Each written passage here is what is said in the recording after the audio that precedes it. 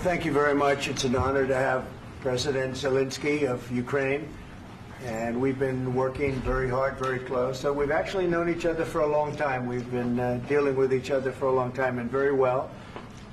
We had a little negotiation spat, but that worked out great. I think for both countries, I think for the world, actually, beyond both countries. And we have something that is a very fair deal. And we look forward to getting in and digging and working and getting some of the rare earth. But it means we're going to be inside, and it's a big commitment from the United States, and we appreciate working with you very much. And we will continue to do that. We have had some very good discussions with Russia. I spoke with President Putin, and we're going to try and bring this to a close. It's something that you want and that he wants. We have to negotiate a deal. But we've started the confines of a deal, and I think something can happen. The big thing is the number of soldiers, mostly at this point, but soldiers being killed. You're losing thousands of soldiers. So on both sides, we're losing a lot of soldiers, and we want to see it stop. And we want to see the money get put to different kinds of use, like rebuilding. And we're going to be working very hard. But we've had a lot of very good conversations. I will say until we came along, the Biden administration didn't speak to Russia whatsoever. They didn't speak to anybody. They just allowed this to continue. And I will say that, I'll say in front of you, you've heard me say it 1,000 times, if I were president, this war would have never happened. We would have had a deal negotiated for you without having to go through what you've gone through. But your soldiers have been unbelievably brave. We've given them great equipment, but somebody has to use the equipment. They've been unbelievably brave, and we give them great credit. This was supposed to be over very quickly, and here we are 3 years later. So I give tremendous credit to your generals and your soldiers and yourself in the sense that it's been very hard fighting, very tough fighting. They're great fighters. And you have to be very proud of them from that standpoint. But now we want to get it over with. It's enough, right? We want to get it over with. So it's an honor to have you here. Thank you very much for coming. We're going to sign the agreement at the conference in the East Room in a little while, right after lunch. And we'll be having lunch together. We're also discussing some other things. And we appreciate everybody being here. It's somewhat of an exciting moment, but the really exciting moment is when we when they stop the shooting and we end up with a deal. And I think we're fairly close to getting that, and an honor to have you. And please, I'd like to say something. No, thank you so much, Mr. President. Thank you for the invitation. And really, I hope that this first document, will be first step to real security guarantees for Ukraine, our people, our children. I really count on it. And of course, we count that America will not stop support. Really, for us, it's very important to support and to continue it. I want to discuss it with details further during our conversation, and of course, the infrastructure or security guarantees. Because for today, I understand what Europe is ready to do. And of course, I want to discuss with you what the United States will be ready to do. And I really count on your strong position to stop Putin. And you said that enough with the war. I think that is very important, Ben, to say these words to Putin at the very beginning of war, because he is a killer and terrorist. But I hope that together we can stop him. But for us, it's very important to, to save our country, our values, our freedom, democracy, and of course, no compromises with the killer about our territories. But it will be later. And of course, what I wanted, we spoke about it by phone with you about the drones production. We have very good drones production. I think the best one in the world for today because of the war. Yes, and of course, we need very much the air defense. You have the best air defense in the world, and really you helped us under attacks of Russians. And I want to speak how we can exchange the licenses. We're open to share the licenses of all our drones with you, of course, with the United States. And we need licenses for quick production of air defense. Even after the war, we need our nation to be calm, that we are secure. So that's why we need this air shield. And of course, about this I want to speak about the contingents. I think that France and UK already spoke to you, and we know that Europe is ready, but without the United States, they will not be ready to be as strong as we need. And the last point, last but not least, about exchange, about our people and children.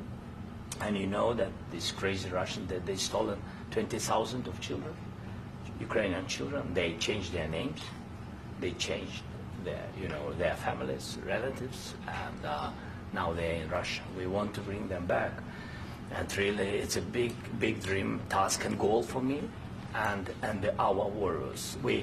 By the way, Mr. President, we released more than 4,000 warriors from Russian prison, but there are thousands more in the prison. I wanted to share with you some images. How it's just can I now? Yeah, please. One minute. Just you to understand in what circumstances, in what situation they are, and what the attitude of Russia to our prisons. That guys, just you before and after. And you see before and after, just you to understand. Now thousands of such guys, ladies and men, there, and that, so they don't eat, they beat them, and they do a lot of bad things. So out of, even during the war, there are rules. Everybody knows there are rules during the war. So these guys, they don't have any rules. You see that 50, 60 kilograms left, and a lot of such things. And I didn't want to show you what the changes with images of children, because I will just share with you. And I mean, it's looking tragic. Yeah, that's tough stuff. Yeah, I wanted very much to give you, and you see. Yeah. This is pastor, by the way. They stolen pastors because it's not Russian church. They stolen pastors and moved pastors to the prison. At the end of last year, we brought 3 pastors, and we could exchange them. And this is pastor, you see. Yeah, that's tough. Yeah. So I mean, this I wanted to show you, and this. So thank you very much. We want to get that ended, right? Yeah. Of course. We And will. I think we will. And We have to, of course. do you have any questions, please? Thank you, Mr. President. With how much money is the U.S. going to put into the fund that is being created today, and how does this provide long-term security for Ukraine? Well, we don't know exactly how much, because we're going to be putting some money in a fund that we're going to get from the raw earth that we're going to be taking and sharing in terms of revenue. So it's going to be a lot of money will be made from the sale and from the use of raw earth. And as you know, our country doesn't have much raw earth. We have a lot of oil and gas, but we don't have a lot of the raw earth. And what we do have is protected by the environmentalists, but that can be unprotected, but still it's not very much. They have among the best in the world in terms of raw earth. So we're going to be using that, using it for all of the things we do, including AI and including weapons and the military, and it's really going to very much satisfy our needs. So it's something that just worked out really well. We have a lot of oil, and we have a lot of gas, we have a lot, but we don't have raw earth. So this has just about every component of the raw earth that we need for computers, for all of the things we do. This puts us in great shape. And on long-term security for Ukraine, how does this provide? I think they're going to have great luck. I think once we make the agreement, that's going to be 95% of it. They're not going to go back to fighting. I've spoken with President Putin, and I feel very strong. I've known him for a long time, and I feel very strongly that they're very serious about it. And we'll make a deal. And when the deal is made, I don't think we talk about security. Everyone's talking about the other day. All they talked about was security. I said, let me make the deal first. I have to make the deal first. I don't worry about security right now. We have to have a deal, because right now, last week, 2,000 soldiers died on both sides. 2,000, and they're losing 1,000, 2,000, 3,000 a week. So as we sit here and we talk, people are getting shot and dying on the battlefield. And, they're not American soldiers, but they're Russian soldiers and they're Ukrainian soldiers, and we want to be able to stop it. And we want to be able also to spend money on other things. We don't want to, this is a tremendous amount of money. And what the Biden administration did was terrible. They were giving money, but they had no security on the money. Europe, as you know, gave much less money, but they had security. It was in the form of a loan. They get their money back, and we didn't. And now, at least we're protected because the American taxpayer has to be protected too. But this is an incredible agreement for Ukraine because we have a big investment in their country now, and what they have, very few people have. And we're able to really go forward with very, very high-tech things and many other things, including weaponry that we're going to use in many locations, but that we need for our country. Mr. President, This allows us to do that. will you continue Sorry. sending military aid? Yes, go ahead, please. If I can just yes. In the document, there is one of the very important points. If we speak about business and investment, we never had LNG terminals in Ukraine. This document will open. I mean, the next document, but anyway, here we see in the framework, we see really goodwill for this. LNG terminals for us is very important, and I think for security of European continent. We have the biggest storage, gas storage. We have the biggest in Europe. Yes, yes, and we can use it. Use it for LNG. Use it for LNG, and we will do it. And really, we can help Europe because Europe really helped. President Trump said that they made less support, but they are our friends and they are our very supportive partners. They really gave a lot, Mr. President. They did. They gave a lot, but they gave much less. No. Much less. No. No. No. Okay. Okay.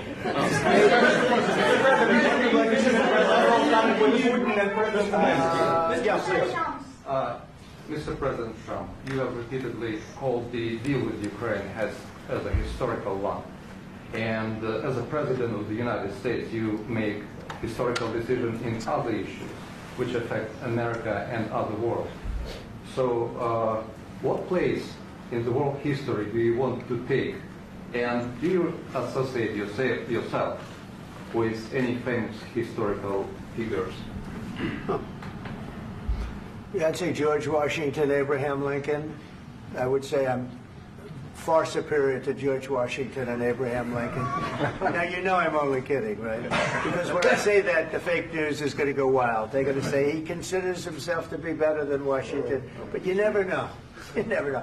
I don't compare myself to anybody. I'm here to do a job. We've had a great 35 days or whatever it might be, a month, a little more than a month. We've accomplished tremendous amounts. Not only this would be a very great achievement if we could get the war stopped and get them back to normalization. I think that's going to happen.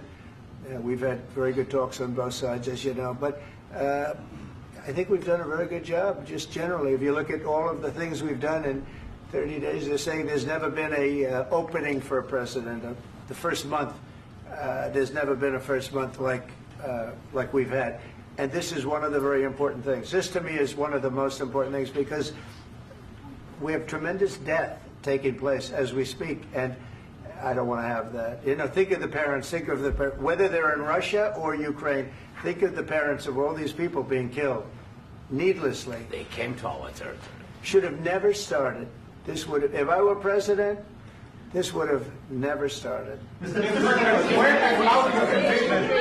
President, will you continue sending military aid to Ukraine after the U.S. signs this agreement with Ukraine? Yeah, we're going to be continuing. President Zelensky, do you feel like the U.S. is on your side, that the President Trump is on your side at this moment?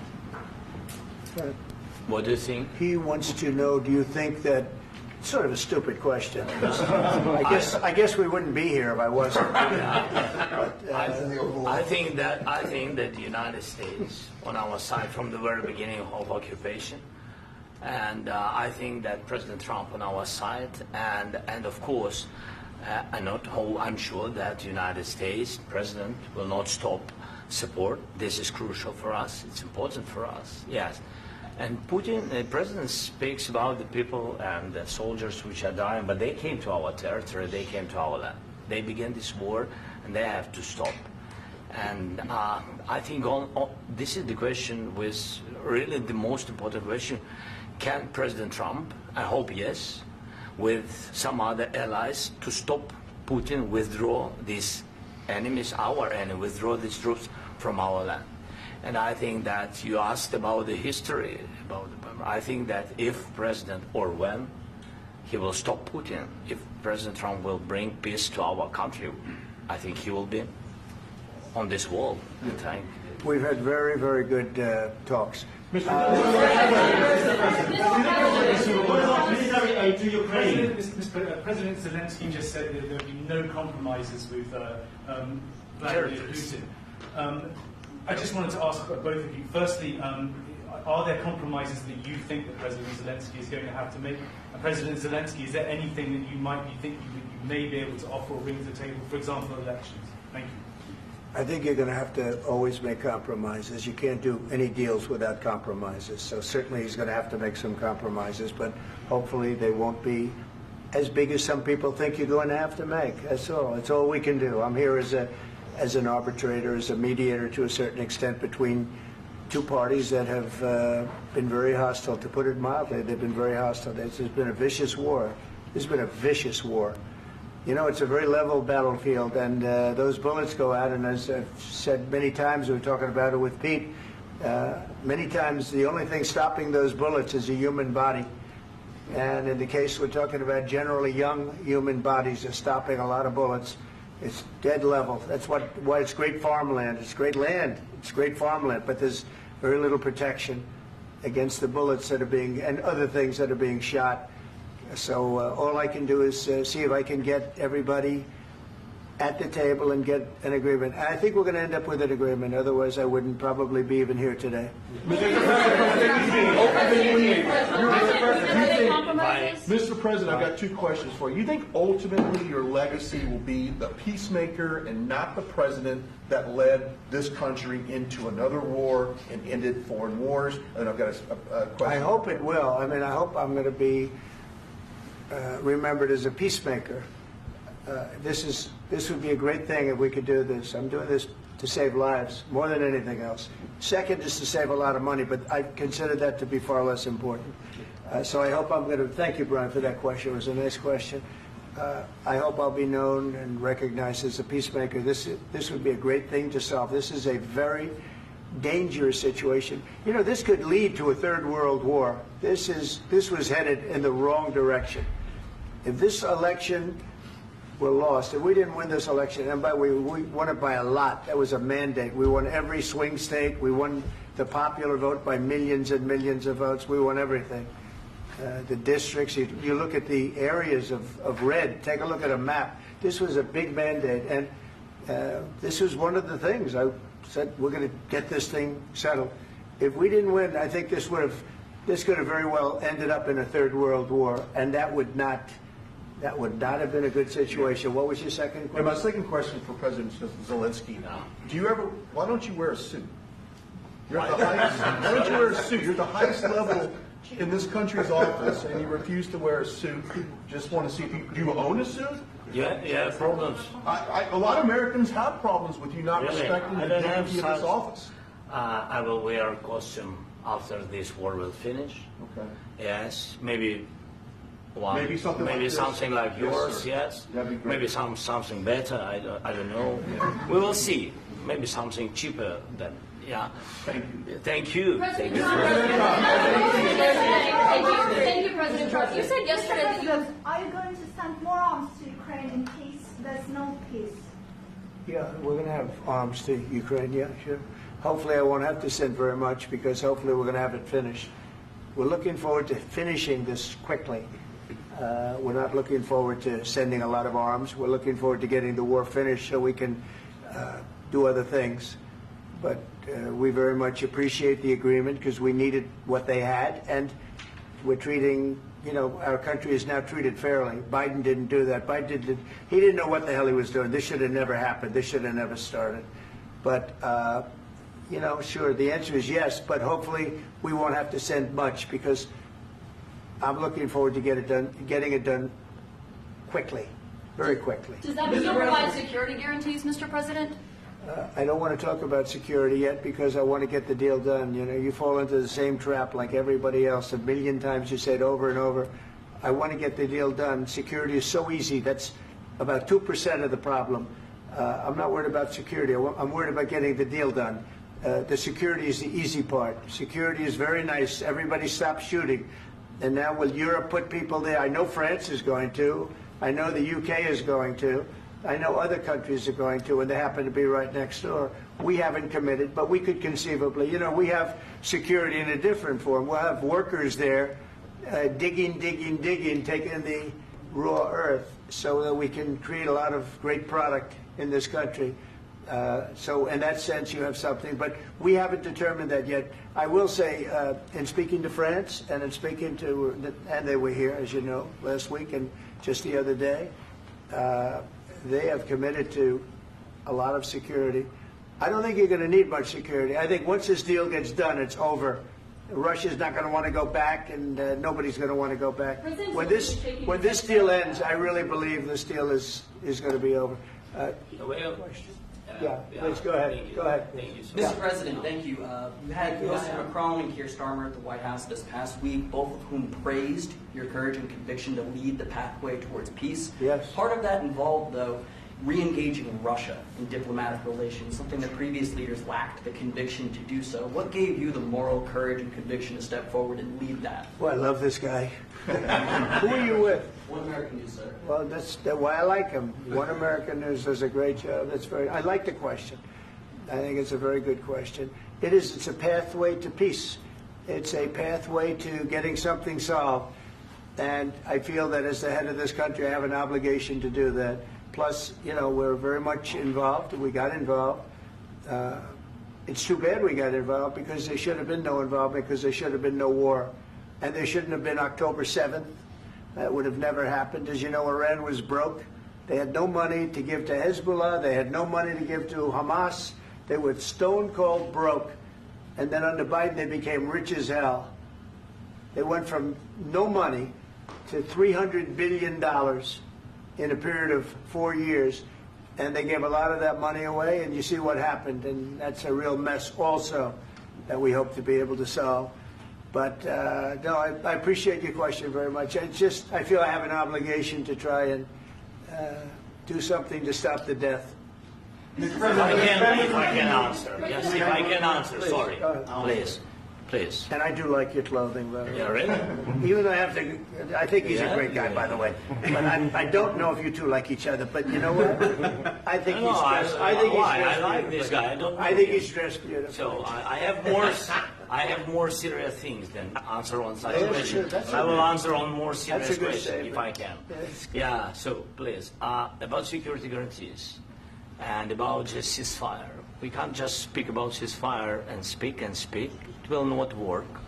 Just ceasefire will never work, because I'm like a president. I have this experience, and not only me. Ukraine before my presidency, from the 2014, Putin broken 25 times. 25 times he broken his own signature. 25 times he broken ceasefire. But he never broke to me. He never broke to me. No, you were the president.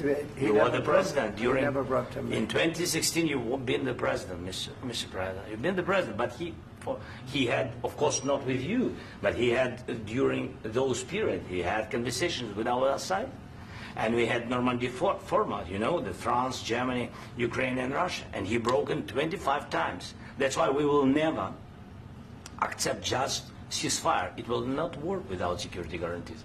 Security guarantees, maybe President is right about this document and other, but this document is not enough. Strong army is enough, because his soldiers afraid, Putin's soldiers afraid of our soldiers when we're strong enough. If we are not strong enough, if we are empty, if our storage is empty, we can't defend our land. Today, you know, he knows that we have, all the world knows that we have meeting, yes? Why he's using ballistic?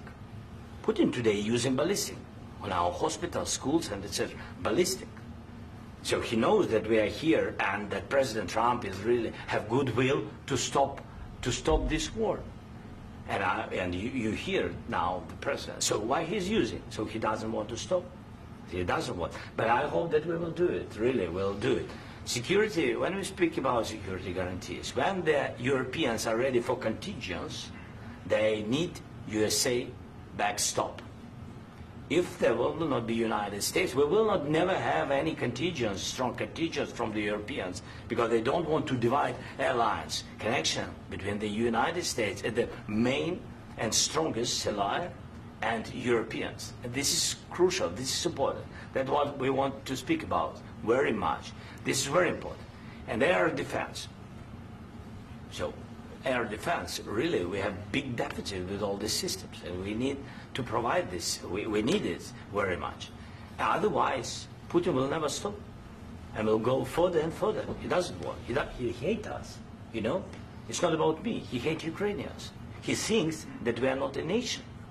He thinks, and he shared these thoughts. I think maybe with your team also. I don't know, but with all the Europeans, in media, officially and not, he always said that there is no such country, such nation, such language, and such life like Ukrainian. No, he really doesn't respect all the Ukrainians, and he wants to destroy us. And you are right, Mr. President. That's 2%. This document, maybe other documents, it's a very good start, very good, but it will not enough to stop this person. Should Russia pay to rebuild Ukraine? Mr. President, after these Should Russia pay to I asked rebuild Ukraine? They have to Zelensky pay. this question. He This didn't is like the rule. because- This is the rule of because the I- war. I'm This is sorry. the rule of the war. During all the centuries, all the history, this is the rule of the war. Who began, those pay. Do you agree This with is the that? rule. Putin began this war. He has to pay all money for innovation. He has to pay.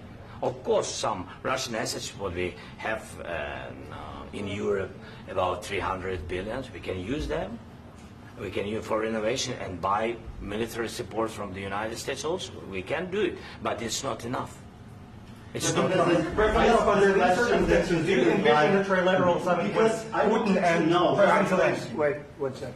I asked this question that you didn't like because I wanted to know if you want to position yourself in the middle between Russia and Yes. Ukraine or on the Ukraine side. No, I'm in the middle. I want to solve this thing. I'm for both. I want to get it solved. And it's wonderful to speak badly about somebody else, but I want to get it solved. If we can solve it, great. If we can't solve it, they're going to have to fight it out, and who knows what's going to happen. But I want to see it get solved. May I follow up? One more question about U.S. troops in Europe. After Russian invasion of Ukraine, your predecessor sent additional troops to Eastern Europe, including Poland, my country. Yeah. Are you committed to keeping these troops on the eastern flank of NATO in the future? I'm very committed to Poland. I think Poland has really stepped up and done a great job for NATO. They, as you know, they paid more than they had to. They are one of the finest groups of people I've ever known. I'm very committed to Poland. What about Baltics? Poland's in a tough neighborhood, you know. What about the Baltics? The Baltics, they got a lot of, it's a tough neighborhood too, but we're committed. We're going to be very committed, and we're committed to NATO. But NATO has to step up, and the Europeans have to step up more than they have. And I want to see them equalize, because they are in for far less than we're in, and they should be at least equal. You understand that? Why is the United States, we have an ocean in between, why is the United States in for so much more money and other things as Europe? With that being said, and as you said, they've also been obviously very helpful, but we have put in far more than they have, and I think they should equalize. Mr. President, Please, go ahead. ask you about the agreement again today. What changed between the first time that Secretary Bessent gave President Zelensky the agreement and today for the signing? We made a deal. So What was the I'm just- deciding factor? I'm a business person. We made a deal. That's what changed. Along with minerals. I didn't think we were going to make a deal, and We ended up making the deal, so that changed. Mr. President, what and how do you envision a trilateral summit with President Zelensky and Putin? I don't know, but These well, they circumstances? don't like each other. I can tell you that. Okay? They do not like each other. This is not a love match, and it's unfortunate. That's why you're in this situation. The United States should not have allowed this to happen. Okay? The United States, run by a man that didn't know much. I'm going to be very nice. Run by an incompetent person, very incompetent person, should never have allowed this to happen. I've stopped wars. I've stopped many wars. My people will tell you, I stopped wars that nobody ever heard about. I stopped wars before they ever started. You can look at some of, I could give you a lot of nations that would tell you right now they were probably going to war. I could tell you right now there's a nation thinking about going to war on something that nobody in this room has ever even heard about. Two smaller nations, but big, still big. And I think I've stopped it. But this should have never happened. Mr. President, About sorry, just a second. About any negotiations. First of all, I want really to tell you, and I think that everybody understands that Ukraine, more than Ukrainians, nobody wants to stop this war. But at the future, any negotiations, it's understandable that two sides of the war, not Russia and the United States, because this is not the war between Russia and the United States. This is war of Russia against Ukraine and Ukrainian people. So these two sides will be at the anyway will be at the negotiation table. Then of course United States, like the strongest partner of the Ukraine, and of course Europe. I think Europe is very important. I want to speak about it with the President. Yes, Europe is very important for us because we really defend Europe for today. All Europeans really recognize that we are defending line and they have real life and our people are dying. That's why they helped us. And also it's about the NATO. Yes, between, like the President said, you have big, nice ocean.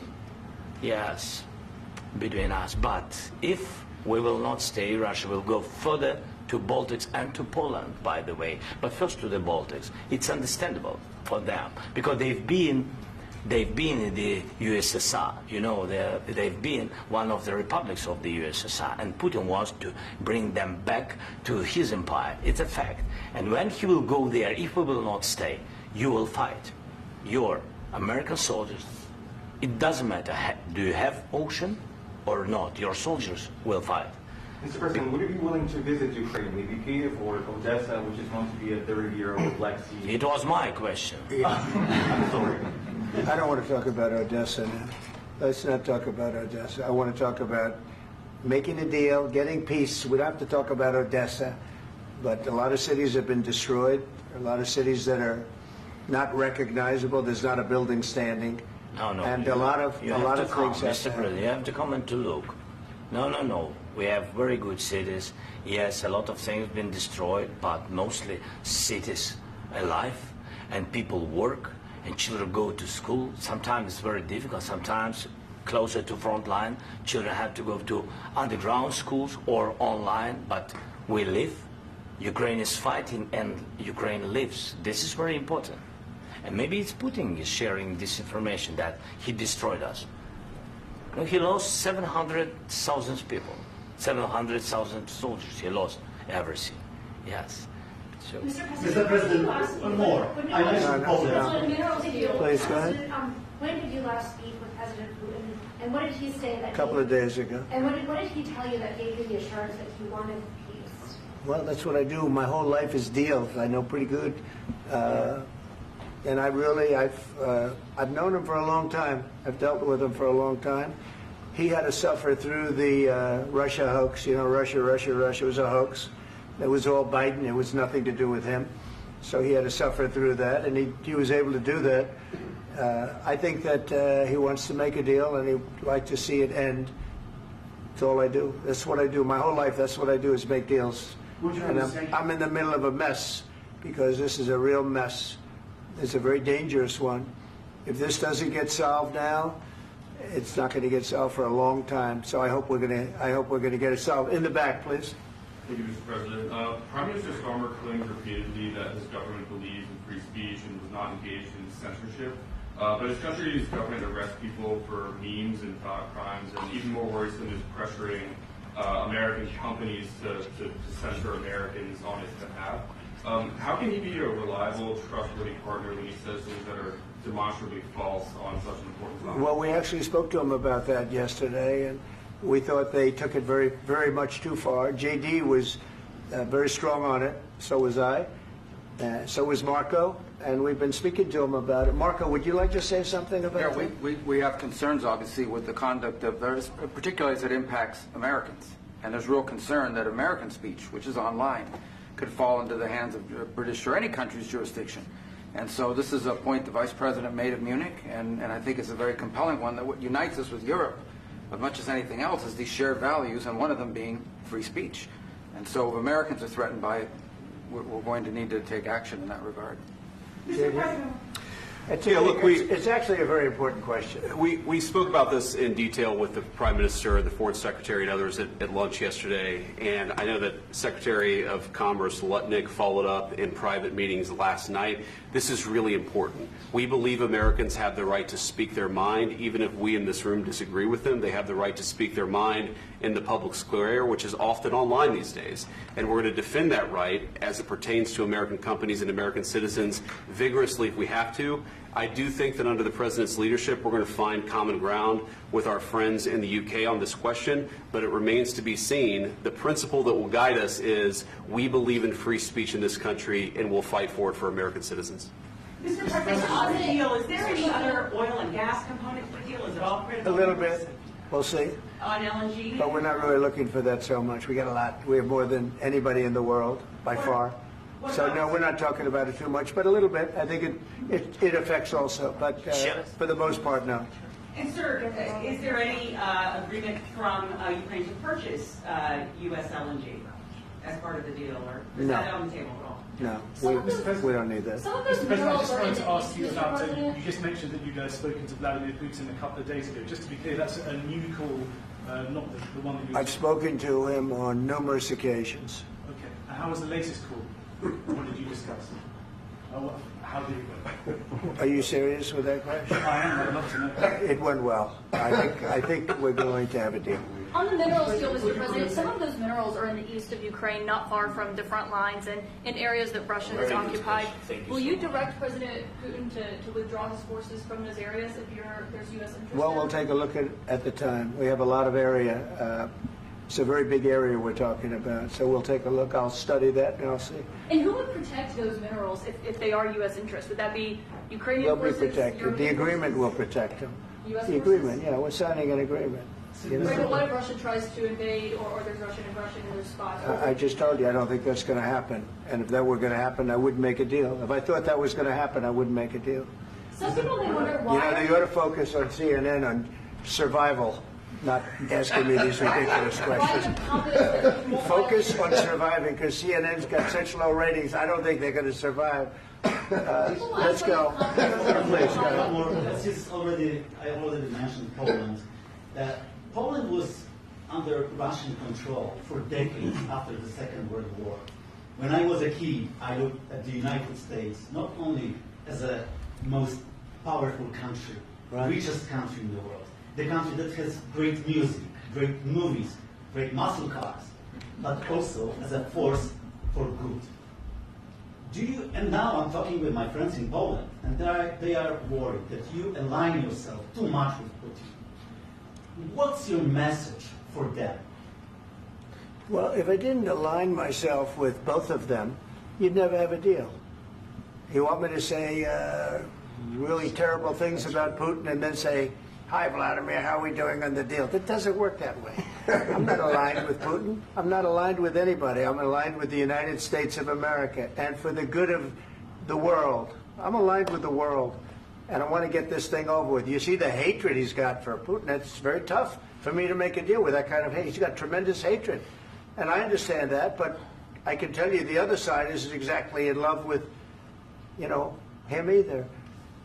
So it's not a question of alignment. I'm aligned with the world. I want to get the thing set. I'm aligned with Europe. I want to see if we can get this thing done. You want me to be tough? I could be tougher than any human being you've ever seen. I'd be so tough. But you're never going to get a deal that way, so that's the way it goes. All right, one more question. Hey, I want to respond to this. So look, for 4 years in the United States of America, we had a president who stood up at press conferences and talked tough about Vladimir Putin, and then Putin invaded Ukraine and destroyed a significant chunk of the country.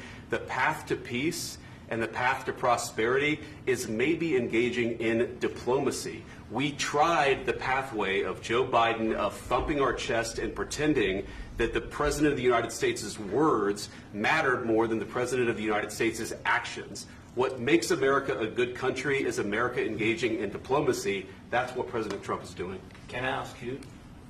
Sure. Yeah? Yeah. Okay.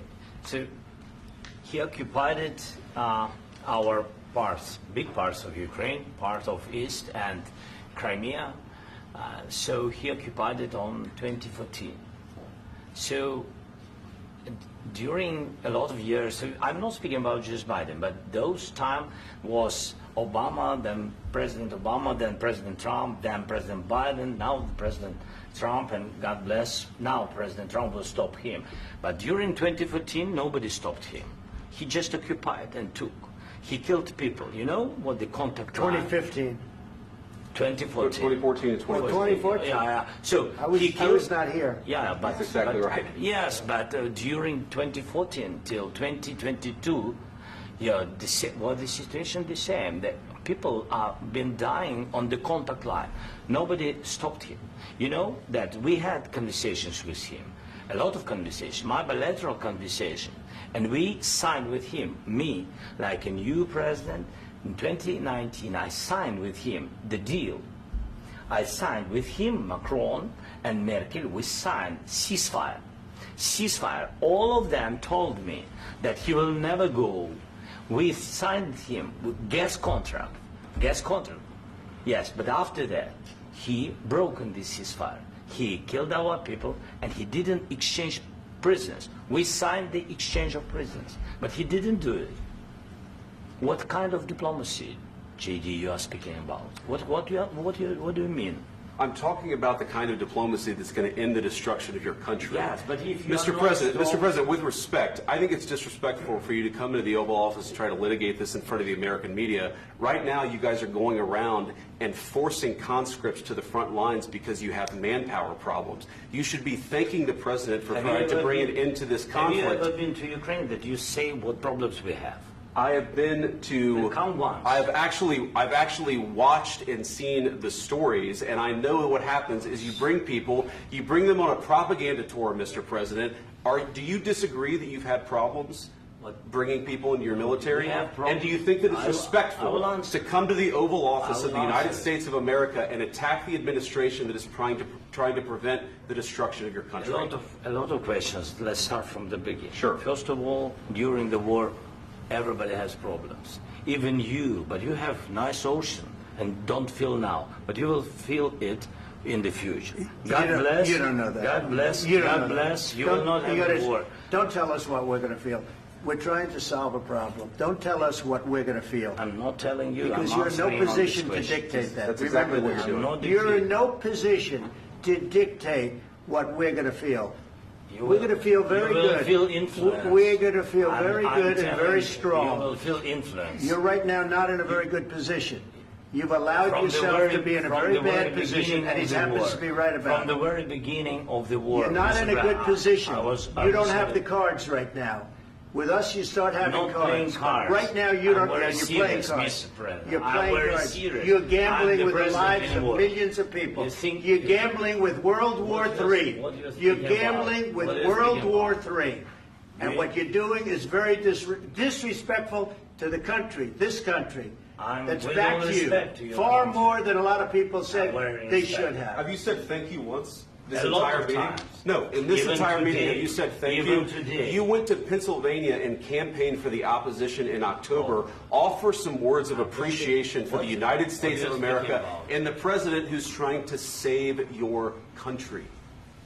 Please, you think that if you will speak very loudly about the war, you can... He's not speaking loudly. He's not speaking loudly. Your country's in big trouble. Can I Wait a answer? minute. No. Can You've I done a lot answer? of talking. Your country is in big trouble. I know. You're not I winning. know. You're not winning this.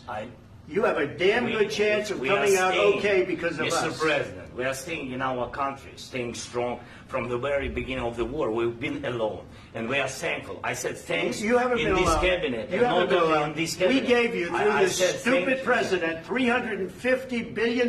You voted we gave for you your military president. equipment, You and you voted men for are your brave, president. but they had to use our military. What about West? If you didn't have You our invited military me- equipment, You invited if me you to didn't speak. have our military equipment, this war would have been over in 2 weeks. In 3 okay? days, I heard it from Putin. In 3 days, this is something Maybe new. less. In 2 weeks, of course, yes. It's going to be a very hard thing to do business like this. I Again, tell you. just say thank you. I said a lot of times thank you to American people. Accept that there are disagreements, and let's go litigate those disagreements rather than trying to fight it out in the American media when you're wrong.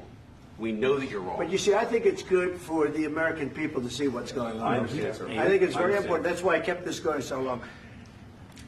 You have to be thankful. You don't have the I'm cards. thankful. You're buried there. Your people are dying. tell you You're again, running I low know. on soldiers. Don't- Listen, don't please, you're running Mr. low on President. soldiers. It would be a damn good thing. Mr. And President. then you tell us, I don't want a ceasefire. I don't want a ceasefire. I want to go, and I want this. Look, if you could get a ceasefire right now, I tell you, you take it so the bullets stop flying and your men stop getting killed. Of course, we want to stop the war. But But you're I saying said- you don't want a ceasefire. But I said to you, I want a with ceasefire. guarantees. Because you'll get a ceasefire faster than an agreement. Ask our people about ceasefire, what they think. That wasn't It doesn't with matter me. for you what, That what wasn't this with me. means. It That was wasn't with you. a guy named Biden, who was not a smart person. This That is was your- with, this that was is with your Obama. president. It was your president. Excuse me. That was with Obama, who gave you sheets, and I gave you javelins. Yes. I gave you the javelins to take out all those tanks. Obama gave you sheets. In fact, the statement is Obama gave sheets and Trump gave javelins. You got to be more thankful, because let me tell you, you don't have the cards. With us, you have the cards. But without us, you don't have any cards. One more question to Mr. Vice President. I'm sorry. It's going to be a tough deal to make, Um, because the attitudes have to change. What if Russia breaks ceasefire? What if Russia breaks peace talks? What do you do then? I understand that it's a heated conversation right now. What are you but saying? what if She's asking, what if Russia Putin breaks the ceasefire? What if anything? What if a bomb drops on your head right now? But they have Okay? broken ceasefire. What if they broke it? I don't know. They broke it with Biden, because Biden, they didn't respect him. They didn't respect Obama. They respect me. Let me tell you, Putin went through a hell of a lot with me. He went through a phony witch hunt where they used him and Russia. Russia. You ever hear of that deal? That was a phony Hunter Biden, Joe Biden scam. Hillary Clinton, Shifty Adam Schiff. It was a Democrat scam. And he had to go through that. And he did go through it. We didn't end up in a war. And he went through it. He was accused of all that stuff. He had nothing to do with it. It came out of Hunter Biden's bathroom. It came out of Hunter Biden's bedroom. It was disgusting. And then they said, oh, the laptop from hell was made by Russia. The 51 agents. The whole thing was a scam. And he had to put up with that. He was being accused of all that stuff. All I can say is this. He might have broken deals with Obama and Bush, and he might have broken them with Biden. He did, maybe. Maybe he didn't. I don't know what happened. But he didn't break them with me. He wants to make a deal. I don't know if you can make a deal. The problem is, I've empowered you to be a tough guy. And I don't think you'd be a tough guy without the United States. And your people are very brave. But you're either going to make a deal or we're out. And if we're out, you'll fight it out. I don't think it's going to be pretty, but you'll fight it out.